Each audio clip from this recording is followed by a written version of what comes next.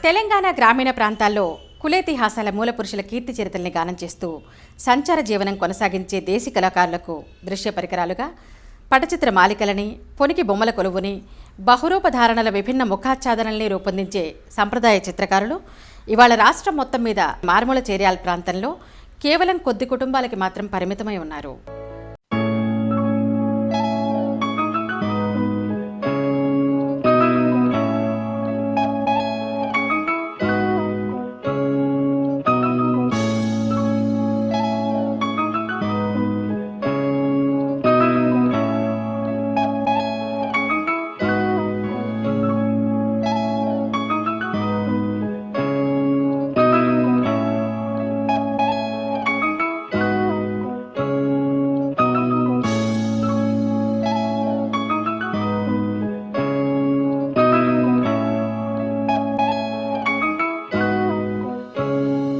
మా చేరియాల గ్రామం.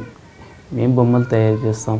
ఈ బొమ్మల్ని చింతగింజల పిండి పునికర్రతో తయారు చేస్తాం. దీన్ని పునికర్ర అంటారు. దీన్ని చెక్కుతాం. ఇది అంతా చెక్కిన తర్వాత చింతగింజల పిండి ఉడకబెడతాం. ఉడకబెట్టిన తర్వాత కర్ర పట్టు బాగా విసికిన తర్వాత ఇది పునికర్రతోని మొత్తం సేపు వచ్చేటట్టు ఇట్లా మెత్తుకుంటాం. ఇలా చేసిన తర్వాత ఎండిన తర్వాత మొత్తం చేతులు, కాళ్ళు ఈ విధంగా వస్తాం. ఇలాంటి రకరకాల బొమ్మలు తయారు చేస్తాం. నా పేరు మంగ, చేరియాల గ్రామం. నేను కోయ బొమ్మలు, మాస్కులు తయారు చేస్తాం. చివరిగా ఇలా తయారు చేసిన వాటితోని గొల్లలకి కథలు చెప్తారు. కోయ బొమ్మలు చింతగింజల పిండి కర్రపొట్టుతోని ఇలా పిసుకొని సాంచులు మెత్తుతాం. గొల్లలకి కథలు చెప్పే బొమ్మలు మొత్తం ఇలా తయారైన తర్వాత హ్యాండీక్రాఫ్ట్ షాప్లలో ఇస్తాము. దీని ద్వారా మేము ఎంతో కొంత సంపాదించుకోగలుగుతున్నాము. ఇప్పుడున్నటువంటి పరిస్థితుల్లో ఈ సంస్కృతి చాలా కోల్పోతున్నాము.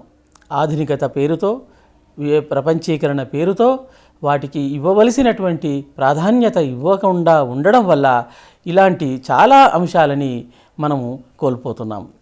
నేను పరిశోధన కోసం పల్లెటూళ్ళకు వెళ్ళినప్పుడు కళాకారులు ఒకవైపు సాంస్కృతిక రంగంలో ఉంటూనే వాళ్ళు చేతి వృత్తులైతేనేమి, కళాత్మకమైనటువంటి వస్తువులని తయారు చేయడంలోనైతేనేమి, సమాజానికి ఉపయోగపడేటువంటి వస్తువులను తయారు చేయడంలో వాళ్ళు ఎక్కడా కూడా వెనకంజ వేయడం లేదు. ఎవరో సంస్కర్తలు వస్తారు, ఏమో చేస్తారు అని వాళ్ళు ఆశించడం లేదు.